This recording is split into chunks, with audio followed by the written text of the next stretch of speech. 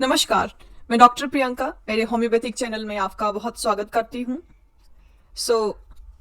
आज इस वीडियो में हम तनाव यानी टेंशन के बारे में बात करेंगे।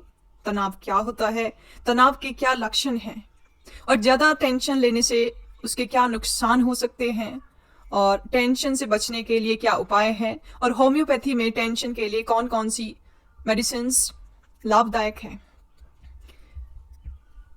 इस बारे में मैं आपको इस वीडियो में जानकारी दूंगी। चलिए स्टार्ट करते हैं। जैसे कि हम सभी जानते हैं कि हर रोज हम सभी अपनी जिंदगी में तमाम मुश्किलों का सामना करते हैं। कई बार ऐसे हालात आ जाते हैं जिसे हम चाहकर भी संभाल नहीं पाते हैं, तो कई बार उनसे निपटते हुए हमें भारी टेंशन का सामना करना पड़ता है।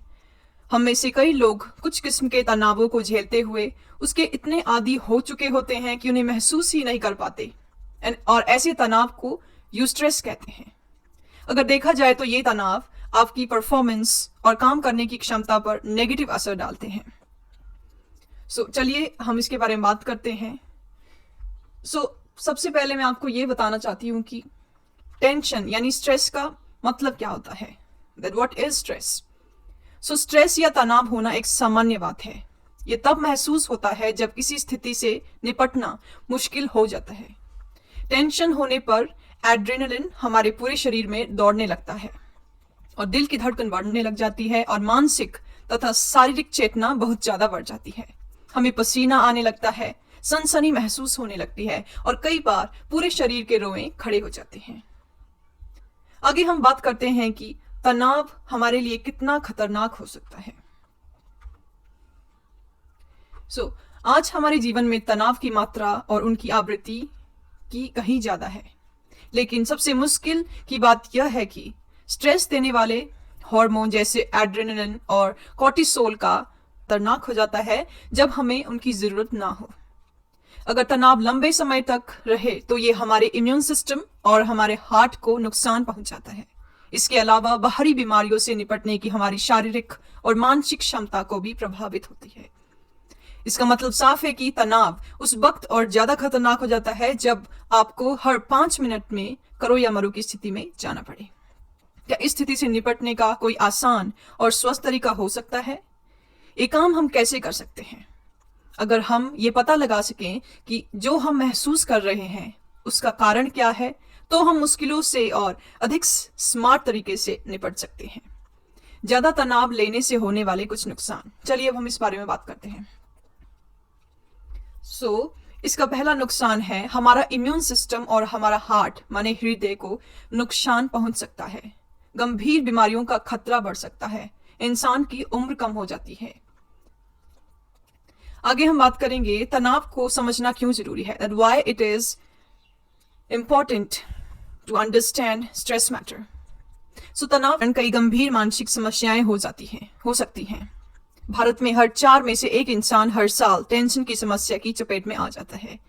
यही वो कारण है जिसकी वजह से कई बार हम लोग काम करते हुए भी लंबे वक्त तक काम पर ध्यान केंद्रित नहीं कर पाते हैं।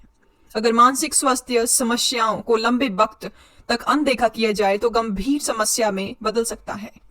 देश में टेंशन और डिप्रेशन का इलाज करवाने वाले मरीजों में से 3/4 महिलाएं हैं, लेकिन जो 3/4 लोग टेंशन और डिप्रेशन के कारण आत्महत्या कर लेते हैं वह पुरुष हैं। चूंकि डिप्रेशन और टेंशन ही सुसाइड के मामलों के लिए सबसे ज्यादा जिम्मेदार है, इसीलिए इसके इलाज के महत्व की जरूरत को आसानी से समझा जा सकता है। इसके अलावा टेंशन होने पर उसके बारे में बात करना किसी कमजोरी की निशानी नहीं है, उसके लिए हिम्मत चाहिए। अब हम बात करेंगे क्यों होता है तनाव। That what are the causes of stress? आजकल होने वाले तनाव के कुछ सामान्य कारण कुछ इस तरह से हैं, जैसे कि काम, बेरोजगारी, पैसा।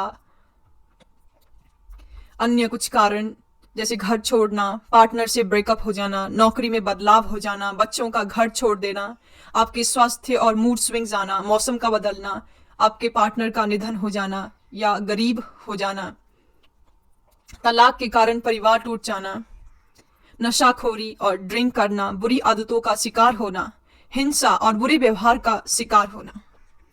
थोड़ी देर के लिए जीवन में उतार चढ़ाव आना बहुत आम बात है, लेकिन अगर ये लंबे वक्त तक बनी रहे जो ये जिंदगी से जुड़ी बाकी चीजों को भी खराब कर सकती है।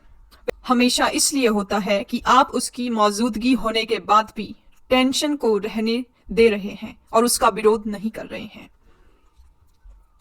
चलिए आगे बात करते हैं कि क्या है चेतावनी देने वाले लक्षण कि आपको स्ट्रेस हो रहा है। What are the warning signs of the stress. अगर आपको इतना ज्यादा तनाव होता है कि संभलने का मौका तक नहीं मिलता है, तो ये आपके लिए खतरे की घंटी जैसा हो सकता है। इसीलिए ये जानना बहुत महत्वपूर्ण है कि तनाव होने से पहले के कौन से वो लक्षण हैं जिन्हें जानकर आप थोड़ी देर में होने वाले तनाव से पहले ही निपट सकते हैं। टेंशन से पहले होने वाले सामान्य लक्षण कुछ इस प्रकार से हैं।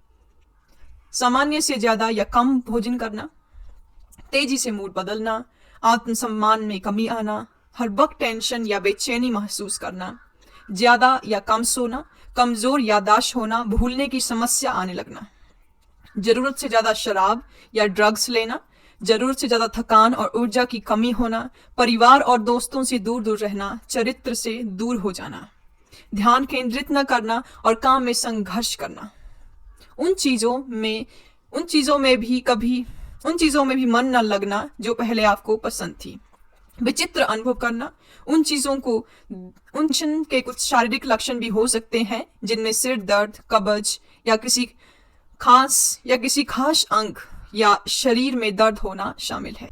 तो हम बात करेंगे होम्योपैथिक ट्रीटमेंट के बारे में कि होम्योपैथी से कैसे टेंशन का उपाय हो सकता है और कौन सी ऐसी होम्योपैथिक मेडिसिन। चलिए होम्योपैथिक ट्रीटमेंट के बारे में बात करते हैं। अगर आप वाकई टेंशन से उबरने में मुश्किल महसूस कर रहे हैं तो बेहतर है कि बिना देर किए डॉक्टर के पास जाएं। कि होम्योपैथी के थ्रू स्ट्रेस के लिए कौन कौन सी दवाएं हैं और कौन कौन सी मेडिसिन हैं और किस तरह से इन मेडिसिन को यूज करके हम इससे निजात पा सकते हैं। अगर आप वाकई टेंशन से उबरने में मुश्किल महसूस कर रहे हैं तो बिना देर किए डॉक्टर के पास जाएं। डॉक्टर वाकई बहुत धैर्य से पेशेंट की बात सुनते हैं और वह आपकी समस्या को और उसे बेहतर समझते हैं। उनके सामने बात रखने से वह न सिर्फ आपका सही इलाज करते हैं बल्कि आपकी जिंदगी को नई राह भी दिखा सकते हैं। होम्योपैथी में बहुत सारी बीमारियों का इलाज संभव है। अगर किसी को तनाव और अवसाद की समस्या हो रही है तो उसे जो कि है कैलीफॉस्फोरिकम। जब कोई व्यक्ति किसी बीमारी या अधिक काम करने वाली स्थिति से गुजरता है तो वो अधिक चिंता के साथ किसी भी चीज का सामना करने में असमर्थ महसूस करता है। ऐसे में तो कैलीफॉस्फोरिकम उनकी मदद कर सकती है। ऐसे व्यक्ति अधिक संवेदनशील होते हैं और वो सामान्य आवाजों से चौंक जाते हैं। कोई अप्रिय समाचार सुनने या दुनिया में हो रही घटनाओं के बारे में सोचकर उनकी समस्याएं बढ़ जाती हैं। अनिद्रा और ध्यान केंद्रित करने में वो असमर्थ रहते हैं। ऐसे में यह चिंता और अनिद्रा के लिए होम्योपैथी उपचार आराम पहुंचाता है।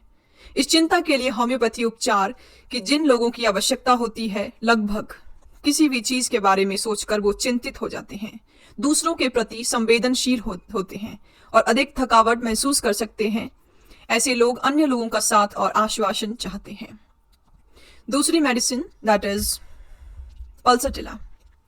चिंता के लिए होम्योपैथिक उपचार में अगली है पल्सटिला। जिन लोगों को इस उपाय की आवश्यकता होती है वे निरंतर समर्थन और आराम की आवश्यकता महसूस करते हैं। यही नहीं, वो अक्सर असुरक्षा और जिद के रूप में अपनी चिंता व्यक्त करते हैं। ऐसा व्यक्ति भावुक, अशांत है। बच्चों के लिए पल्सटिला एक बहुत ही उपयोगी उपाय है। बहुत गर्म या किसी भरे हुए कमरे में रहना अक्सर चिंता को बढ़ाता है। हार्मोनल परिवर्तन, यौवन, मासिक धर्म के समय के होने वाली चिंता को दूर करने के लिए अक्सर पल्सटिला ली जाती है। The next medicine is Econite.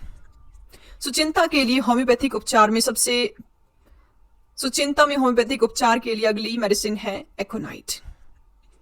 यह औषधि जिसे Econite कहा जाता है, उनका डर एक झटके या बुरे अनुभव से शुरू हो जाता है। उनकी चिंता की यह भावना तत्काल और तीव्र होती है। उन्हें ऐसा महसूस होता है जैसे वे मरने जा रहे हैं और अब वे जीवित नहीं रहेंगे। ये भावनाएं कभी भी महसूस होती हैं, लेकिन रात के समय स्थिति बहुत खराब हो जाती है। चलिए फोर्थ मेडिसिन के बारे में बात करते हैं, दैट इज अर्जेंटम निट्रिकम। तो चिंता के लिए होम्योपैथी में अगली दवाई है अर्जेंटम निट्रिकम। यह उस स्थिति में अच्छी दवाई है जहां व्यक्ति चिंतित हो और लेकिन घबराया ना हो। यह किसी आने वाली घटना को लेकर होने वाली चिंता हो सकती है। हो सकता है कि यह हाइट के डर की वजह से हो, फ्लाइंग या क्लॉस्ट्रोफोबिया। फ्लाइंग या क्लॉस्ट्रोफोबिया की स्थिति में भी ऐसा हो सकता है। इस स्थिति में जब वे घबराहट महसूस करते हैं तो उससे उन्हें दस्त तक हो सकता है। The next medicine is arsenic album. So ये चिंता के लिए होम्योपैथी औषधि तब दिमाग में आती है जब कोई व्यक्ति अधिक चिंता महसूस करता है। वह जब उसे कंपनी और आश्वासन की बहुत जरूरत होती है। उनकी चिंताएं तक की स्थिति में वे बेचैन हो सकते हैं और उन्हें शांत करना बहुत मुश्किल हो जाता है। Next medicine for stress is gelsemium.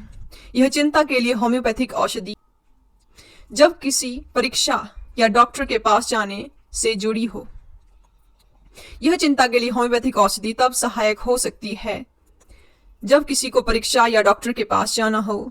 यह भी हो सकता है कि किसी सदमे या बुरी खबर के बाद व्यक्ति इस स्थिति में पहुंचा हो। ऐसे लोग अस्थिर और बिल्कुल स्तंभ महसूस करते हैं। चिंता के लिए होम्योपैथी उपाय है जिसे लाइकोपोडियम कहा जाता है। तो हमारी नेक्स्ट मेडिसिन है लाइकोपोडियम। यह औषधि ऐसे व्यक्ति को दी जाती है जिनके मन में चिंता किसी आने वाली घटना से जुड़ी होती है। रोगी के मन में किसी आने वाली घटना को लेकर चिंता रहती है, जैसे कोई भाषण देने, मंच पर जाने, डॉक्टर के पास जाने या कोई परीक्षा देने जा रहा हो। ऐसी स्थिति में उन्हें लगता है कि वो उस काम को नहीं कर पाएंगे या स्टेज पर गिर जाएंगे या असफल हो जाएंगे। हालांकि एक बार जब वो उस काम को करने जाते हैं तो ये थी कुछ होम्योपैथिक मेडिसिन जो कि तनाव के लिए बहुत लाभदायक है। And thanks for watching this video.